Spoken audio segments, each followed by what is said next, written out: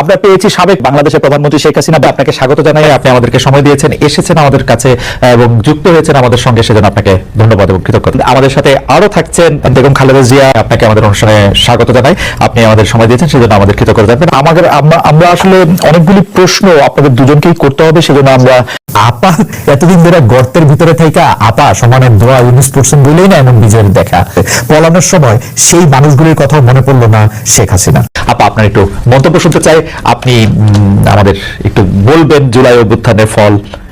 দেশবাসীর কাছে আমি বিচার চাই, কি অপরাধটা কি করেছি যে এইভাবে, যেখানে আমি মানুষের ভাগ্য পরিবর্তনের কাজ করে যাচ্ছি, মানুষের জীবন মান উন্নয়ন করেছি। আজকে বাংলাদেশ সেই 2008-এর বাংলাদেশ আর 2024-এর বাংলাদেশ তো এক না। বাংলাদেশের মানুষের জীবন মান তো উন্নত হয়েছে, আমাদের অর্থনীতি আজকে কত কত উপরে উঠে গিয়েছিল, এবং এটা মনে হলো যে আর কিছুই না, এটা আমাদের অর্থনীতিকে সম্পূর্ণ পঙ্গু করে দিয়ে বাংলাদেশকে আবার ভিক্ষুকের জাতি করে দেওয়া, এটাই বোধহয় এদের পিছনে ষড়যন্ত্র। সেটাই হচ্ছে সব থেকে দুঃখজনক, যে দিন রাত অক্লান্ত পরিশ্রম করে বাংলাদেশটাকে যখন একটা জায়গায় নিয়ে আসলাম, আজকে সেখানে দেখি এই একদিকে জ্বালা পোড়া সব কিছু। ঠিক যে প্রতিষ্ঠানগুলি মানুষের সেবা দেয়, আজকে মেট্রো রেলে চড়ে মানুষ কত অল্প সময়ের মধ্যে সময় বাঁচিয়ে কর্মস্থলে পৌঁছাতে পারতো, আবার ফিরতে পারতো। সেখানে ছাত্ররা, চাকরিজীবী, সাধারণ মানুষ সবাই তো যেতে পারতো। সেই স্টেশনগুলি পুড়িয়ে এখন ট্রাফিক জ্যাম, মানুষের কষ্ট। আমি তো কষ্ট লাঘব করেছি, কিন্তু যারা এইভাবে আগুন দিয়ে পুড়িয়ে মানুষের সে কষ্টে আবার ফেলে দিল, তাদের বিচার দেশের মানুষকে করতে হবে।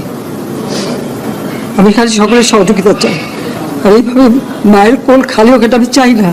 কারণ আমি তো বাবা মা সব হারিয়েছি, আমি তো জানি বাবার ব্যথা কত কষ্ট, কিন্তু সেই কষ্ট বুকে নিয়ে তো ফিরে আসছি এদেশের মানুষের জন্য। এখানে আমার তো কোনো চাওয়া পাওয়া নাই, আমি তাদের ছেলে মেয়ের জন্য কিছু করিনি, শুধু তাদের লেখাপড়া, নিজেই চাকরি করছে, নিজেই পড়েছে, আমি কতটুকু করতে পেরেছি, কিন্তু আমি দেশের মানুষের জন্য করেছি। আজকে অন্তত মানুষের ভাত খাবার ব্যবস্থা, চিকিৎসার ব্যবস্থা, তাদের কাজের সংস্থা সবই তো করে দিচ্ছিলাম। যখন আমরা এক উন্নয়নশীল মর্যাদা পেলাম, তখনই এই তাণ্ডব করে ঠিক যে জায়গাগুলো মানুষের সেবা করবে সেই জায়গাগুলিতেই আঘাত। শিক্ষা প্রতিষ্ঠানে হল ভেঙে দেওয়া, সবচেয়ে দুর্ভাগ্য যে ভিসির বাড়িতে আগুন দেওয়া। এর আগেও একবার ঢাকা ইউনিভার্সিটি ভিসির বাড়িতে আগুন দিয়েছিল, আপনাদের মনে আছে। রংপুরে সেখানে আগুন দিয়েছে, ময়মনসিংহ কৃষি বিশ্ববিদ্যালয় থেকে শুরু করে বিভিন্ন জায়গায় এই তাণ্ডব চালিয়েছে। রাজশাহীতে এই তাণ্ডব চালিয়েছে। বিশ্ববিদ্যালয়গুলিতে সেশন জট ছিল, আমি সরকার আসার পর থেকে কোনো সেশন জট নাই। লেখাপড়ার মান উন্নত করা, যাতে এখান থেকে পড়ে আবার বিদেশেও পড়তে সে ব্যবস্থাও করে দিয়েছি। কিন্তু তারপরেও কোটা সংস্কার আন্দোলন, কোটা তো আমি বাতিলই করে দিয়েছি।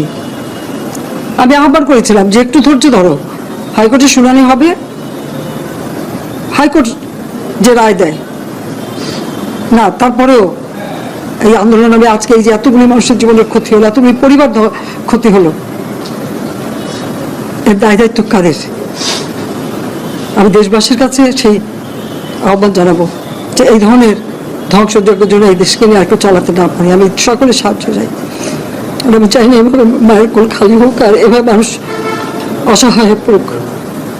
এই হাসপাতালটাই তো আজকে আপনারা দেখেন কত সুন্দরভাবে করে দিয়েছি। কিছু নেই হাসপাতালে, একটা লিফটও ছিল না আমি যখন সরকারে আসি।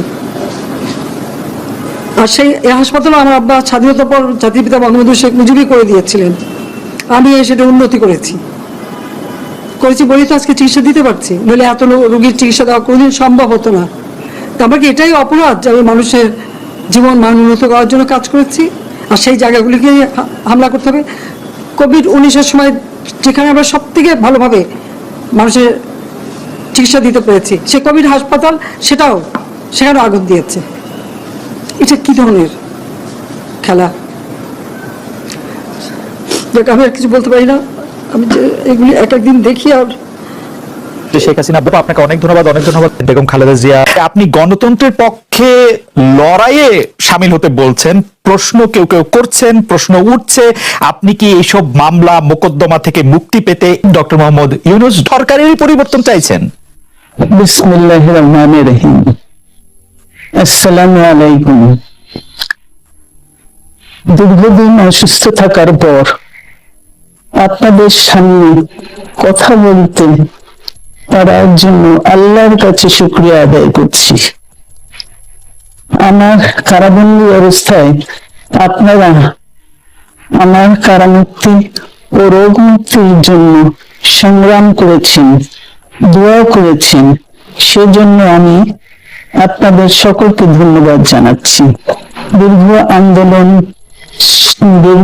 আন্দোলন সংগ্রাম ও ত্যাগের মধ্য দিয়ে আমরা ফ্যাসিবাদী অবৈধ সরকারের কাছ থেকে মুক্তি পেয়েছি। আমি আন্তরিক ধন্যবাদ জানাতে চাই আমাদের বীর সন্তানদের, যারা মরণপণ সংগ্রাম করে এই অসম্ভবকে সম্ভব করেছে। শত শত শহীদদের জানাই শ্রদ্ধা। এ বিজয় আমাদের নতুন সম্ভাবনা নিয়ে এসেছে। দীর্ঘদিনের নজিরবিহীন দুর্নীতি, গণতন্ত্রের ধ্বংসের স্তূপের মধ্য থেকে আমাদের নির্মাণ করতে হবে এক সমৃদ্ধ বাংলাদেশ। ছাত্র তরুণরাই আমাদের ভবিষ্যৎ। তরুণরা এই যে স্বপ্ন নিয়ে বুকের রক্ত ঢেলে দিয়েছে, সেই স্বপ্ন বাস্তবায়নে করতে মেধা, যোগ্যতা, জ্ঞান ভিত্তিক গণতান্ত্রিক বাংলাদেশ গড়ে তুলতে হবে।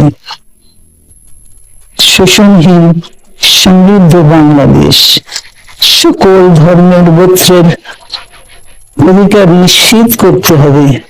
শান্তি, প্রগতি আর সাম্যের ভিত্তিতে আধুনিক বাংলাদেশ নির্মাণে আসুন আমরা তরুণদের হাত শক্তিশালী করি। ধ্বংস নয়, প্রতিশোধ নয়, প্রতিহিংসা নয়, ভালোবাসা, শান্তি ও জ্ঞান ভিত্তিক সমাজ গড়ে তুলি।